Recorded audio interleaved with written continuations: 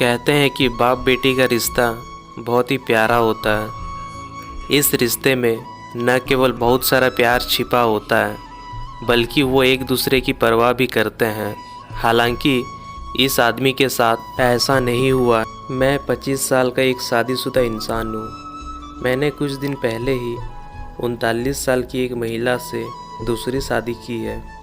दरअसल मैं अपनी पत्नी से 2 साल पहले अपने चचेरे भाई की शादी में मिला था, जिसके बाद हम दोनों के बीच नज़दीकियाँ बढ़ गई। हम दोनों एक दूसरे को बहुत पसंद करने लगे, इसलिए हमने अपने रिश्ते को एक नाम देने का सोचा। हमारी शादी बहुत ही सिंपल तरीके से हुई थी, जिसमें केवल परिवार के लोग ही शामिल हुए थे।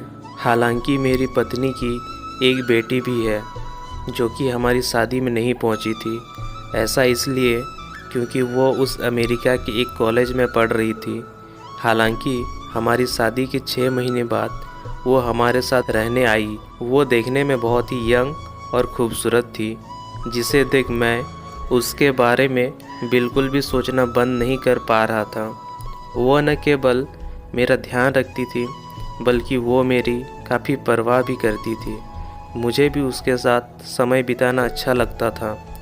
एक दिन जब मेरी पत्नी अपने माता पिता के घर गई, तो हम दोनों एक दूसरे के काफ़ी करीब आ गए।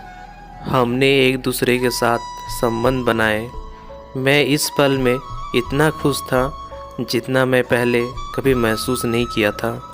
हालांकि कुछ दिनों बाद वो अपने कॉलेज वापस चली गई, लेकिन मेरी समस्या यह है कि मेरी सौतेली बेटी अब मुझे धमकी दे रही है।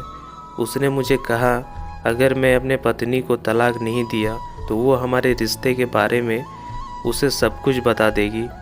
मैं अपनी पत्नी से बहुत प्यार करता हूँ, उसका काफ़ी सम्मान भी करता हूँ। मैं मानता हूँ कि मैंने बहुत बड़ी गलती की है, लेकिन उसकी बेटी के साथ जो हुआ वो मैं पूरी तरह से अनजाने में हुआ था।